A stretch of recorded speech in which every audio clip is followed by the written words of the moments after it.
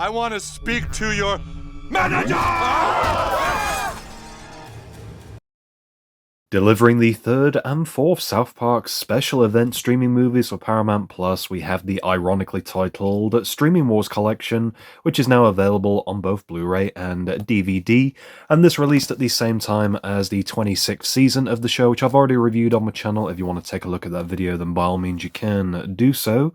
And with the streaming wars, like many, I was honestly left fairly underwhelmed by the general direction of this story. There's a lot to appreciate from the writing and how certain ideas are deliberately twisted. You can see what Trey Parker and Matt Stone are going for, but a lot of the content to me felt very outdated, which is very unusual for a show that thrives on being topical.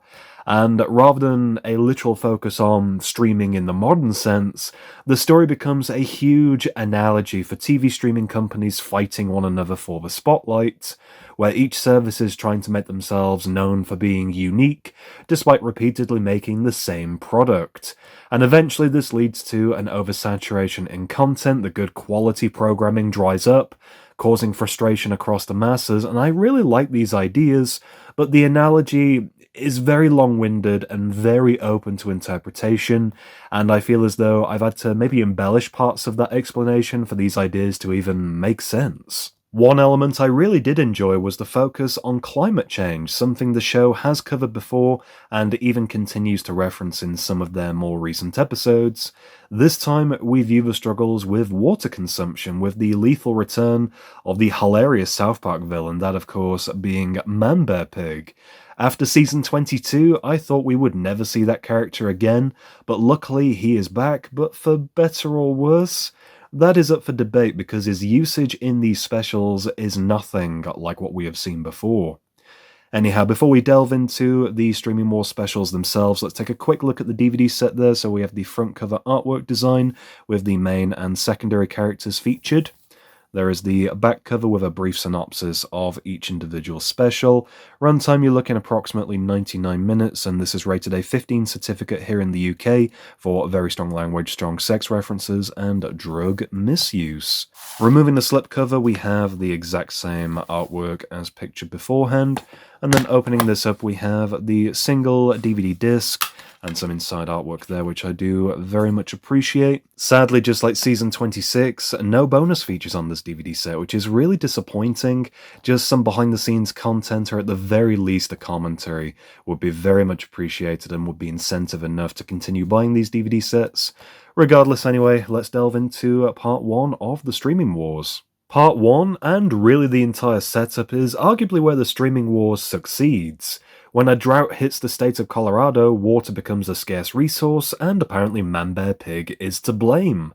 Like his previous usage back in Season 10, he's supposed to represent climate change, and Denver, Colorado is struggling for water, and the locals are told water is only to be used for agricultural purposes. Which South Park character has a farm, I wonder? Yes, as predicted, Randy Marsh abuses the available water supply, and I love seeing elements of continuity from Season 25, particularly the episodes The Big Fix and City People. Not so much Randy's weed farm. I feel, as I've said before, we are all tired of seeing this, but once again, it becomes a major plot point, and looking at the rivalry with Tolkien's father Stephen, Credigree Weed goes up against Tegrity Farms over how much water the farms are consuming. And when the water commissioner starts sniffing around, Randy claims that he needs all of the water that he's using for his marijuana crops. Stephen instead starts selling his water for extra money, benefiting Denver, who are willing to buy what is not being used. My favourite part about this takes the phrase "streaming wars" very literally. In order to prove water is flowing from the mountains to Denver, Stephen asks Tolkien and Stan to build a model boat. If the boat successfully makes the journey, water will be allocated to the buyer. With how simplistic the animation style often remains for this show, I love these overly detailed shots that appear to be more experimental, with close ups of these boats and the adorable Lego figures that every single boat appears to have. There is some great attention to detail, in my opinion, and seeing the boats actually clash with one another was absolutely hilarious. Connecting to a B plot, we follow the aftermath of Cartman and his mother living in an old hot dog restaurant, and how absurd this becomes. I wasn't a big fan of this story, and that appears to be the general consensus. Cartman is fed up with his new living conditions, and he notices a rich guy moving in across the road, Dada. and that he could be the answer to the Cartman family's problems, but there's a catch. He wants his mother to get breast enhancement surgery, thinking this will cement a relationship between her and the rich guy, which obviously isn't true, plus they cannot afford this surgery to begin with. And when the other boys are building hundreds of model boats paid for by streaming services, Cartman manipulates them all to get the money, but he is very vague in doing this by describing his mother's surgery as serious. And so he pays for the surgery using this money, but when Mrs. Cartman refuses, he thinks that getting the surgery himself is going to teach her a lesson.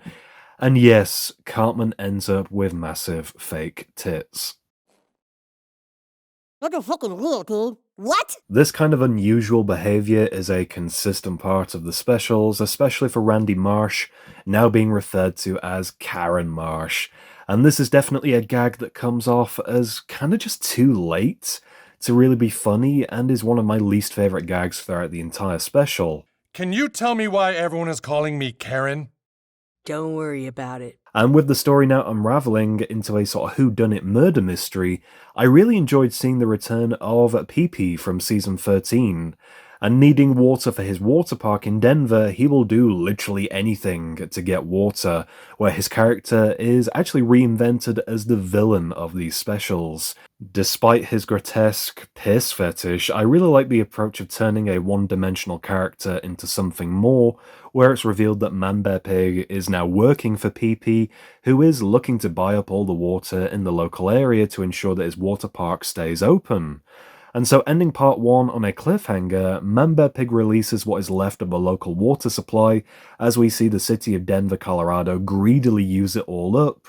And even though I felt kind of underwhelmed by this ending, it did leave me wanting more, which is technically a good thing. To me, it seemed to cut to credits very prematurely, as though there was meant to be something more to engage and conclude, but sadly this is not the case.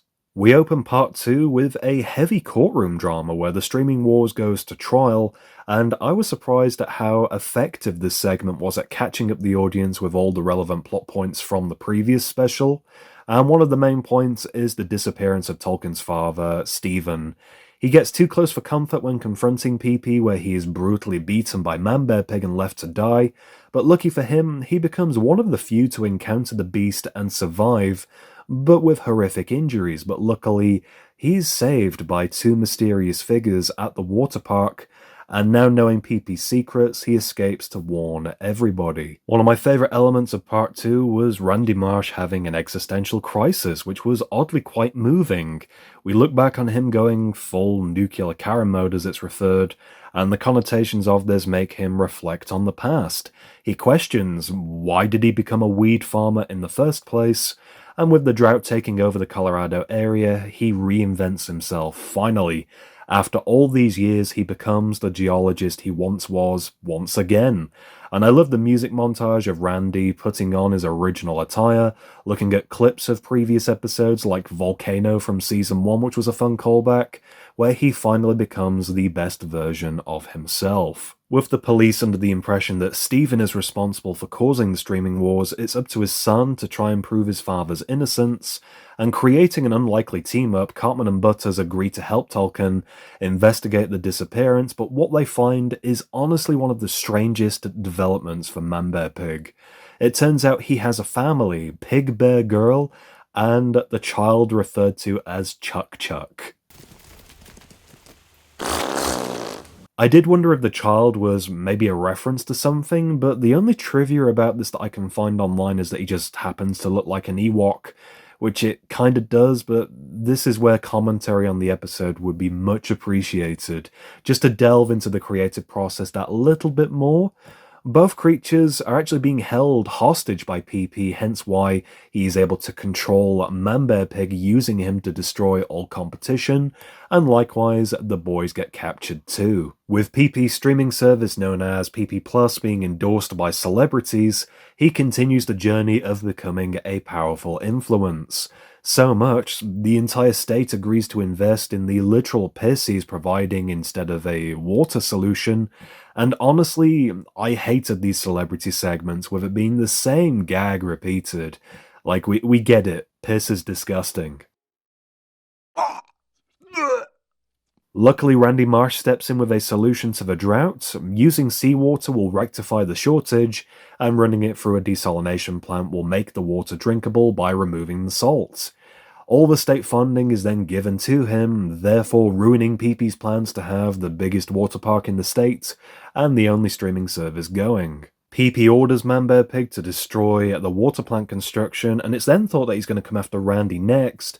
Instead, Steven shows up to warn Randy about how they've all been manipulated, and I honestly felt this segment was a really lazy realization for Randy, just being told what was going on, made worse that he feels defeated and that the only resolution is for him to become Karen once again.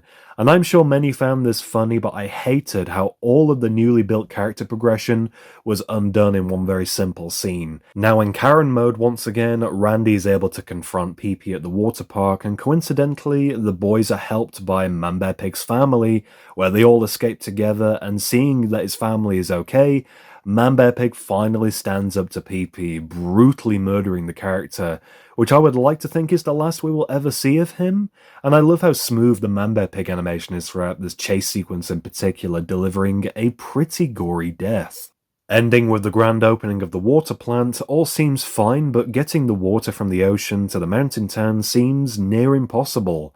And in what is definitely a very convenient idea, Randy has the idea to use the saline from Cartman's breast implants to get the water to the plant, which finally concludes the drought situation and Cartman having fake tits, which is still one of the most bizarre story segments from this entire series, and that is saying something. We then conclude with Man-Bear-Pig and his family now free, proposing a moral dilemma. If Chuck Chuck becomes climate change one day, shouldn't he just be killed? And Stan rightly says we should instead learn to understand its needs and therefore save the world, but he is shot down by Randy once again, wanting to promote smoking weed. Maybe this saga will end one day. That's going to do it for this review looking at South Park: The Streaming Wars. Overall, not my favourite of the specials. It did have some fun moments, but ultimately felt longer than it needed to be, making these same repeated gags that weren't really all that funny to begin with. If the content was streamlined, no pun intended, this could have been a very funny two-part episode special, similar to the delivery method of what we got for the Cloverfield parody from Season 12. Otherwise, I appreciate the messages relating to the environment, and although it was long-winded, I completely agree with the show ripping into streaming services for the oversaturation and poor quality shows being released with little to no care. Let me know what you thought of the Streaming Wars in the comments. Were you a fan of both specials? Let me know. Please do leave me a like if you enjoyed this review, and for more content, be sure to subscribe to my YouTube channel, DVD Review Studios.